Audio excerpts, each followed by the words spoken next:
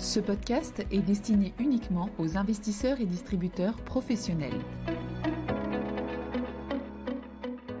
Bonjour à tous, bienvenue dans cette édition de 5 minutes pour comprendre, où nous allons parler du Conseil des gouverneurs de la BCE de mars 2023. Avant de commencer, rappelons le contexte qui prévalait au moment de ce comité de politique monétaire. L'inflation en zone euro a décéléré en février pour le 4e mois consécutif, à plus 8,5% pour l'inflation totale en glissement annuel, mais l'inflation sous-jacente, c'est-à-dire l'inflation hors énergie et alimentation, a fortement accéléré pour atteindre plus 5,6%, soit un nouveau record depuis la création de la zone, en partie à cause d'une nette accélération des prix des services.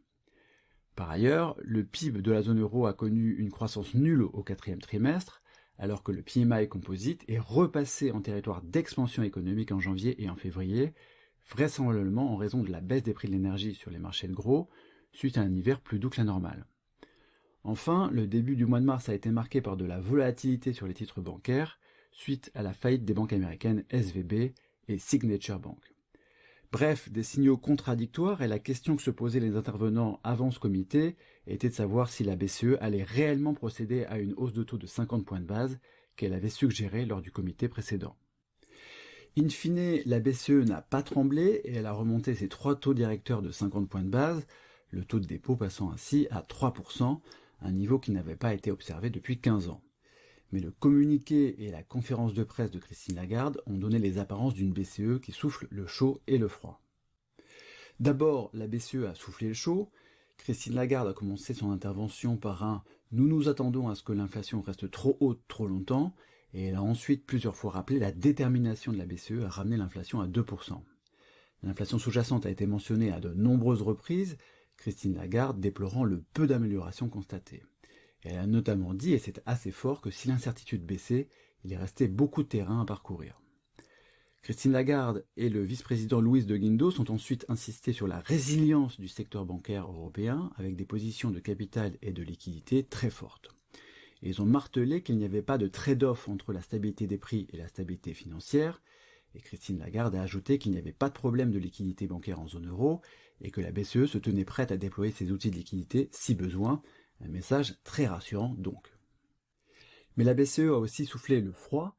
Les prévisions d'inflation sous-jacente ont été revues à la hausse pour 2023, mais à la baisse pour 2024 et pour 2025. La forward guidance est devenue moins agressive.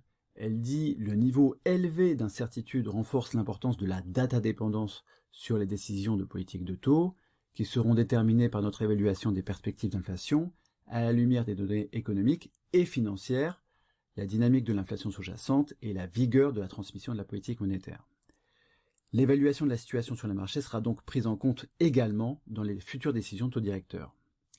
Lagarde a suggéré que le resserrement monétaire commençait déjà à agir, avec le net ralentissement du crédit bancaire au secteur privé observé récemment, qu'il s'agisse des prêts aux ménages ou des prêts aux entreprises.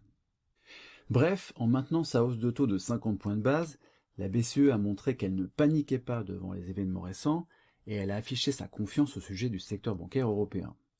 Pour la suite, la BCE se montre plus attentiste, mais il est probable qu'elle poursuive son resserrement monétaire, car l'inflation, même en décélération, reste très élevée. Merci de votre écoute et à bientôt. Communication promotionnelle non contractuelle. Les commentaires et analyses reflètent l'opinion de CPRAM sur les marchés et leur évolution en fonction des informations connues à ce jour. Du fait de leur simplification, les informations données dans ce podcast sont inévitablement partielles ou incomplètes.